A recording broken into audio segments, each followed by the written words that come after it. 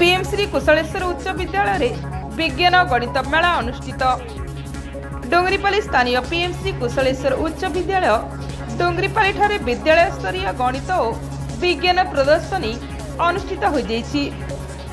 एही प्रदर्शनी रे छात्र छात्री मानक मध्यरे थिबा वैज्ञानिक चिंताधारा और सृजनशीलतार चमत्कार प्रतिफलन देखा मिलता।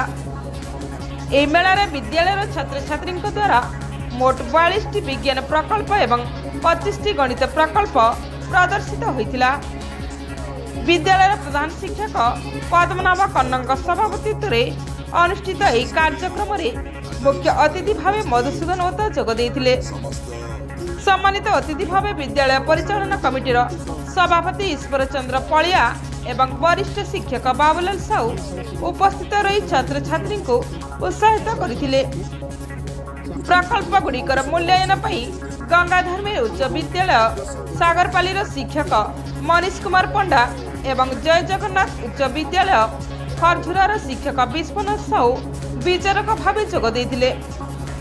प्रतियोगितार फलाफल गणित प्रकल्पर सीनियर विभाग में प्रथम होइछन्ति रुचि गुप्ता, द्वितीय अमीर महानंद, तृतीय प्रियंका मेहर और जूनियर विभाग में प्रथम होइछन्ति सिमरन महानंद, द्वितीय आद्याशा साहू, तृतीय प्रीतिमयी भरासागर।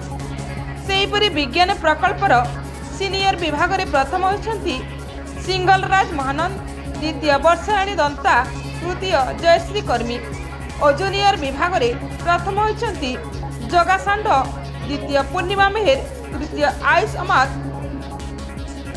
अतिथि मानक द्वारा पुरस्कृत होइथिले। ए प्रदर्शनी को विज्ञान शिक्षक चकानयन मेहर मंच परिचालना करथिले और निवेदिता मिश्र धन्यवाद अर्पण करथिले। ए प्रदर्शनी को सफल करिबारे विद्यालय विज्ञान शिक्षयित्री नंदिनी महाना, ललिता साहू, एकादश वर्गीय स्नेहलता खेती, संजय प्रधान, बसंत कुमार भुए, पुष्पांजलि नायक, मानसी राणी, निहारिका मिश्र, नर्मदा पात्र, जयनारायण मिश्र, चौधरी विभाग, सुचरिता साहू, लीनाक्षी दास, बालमुकुंद सेठी, चमार बाग, वीर कन्ना और समस्त कर्मचारी सहयोग करथिले।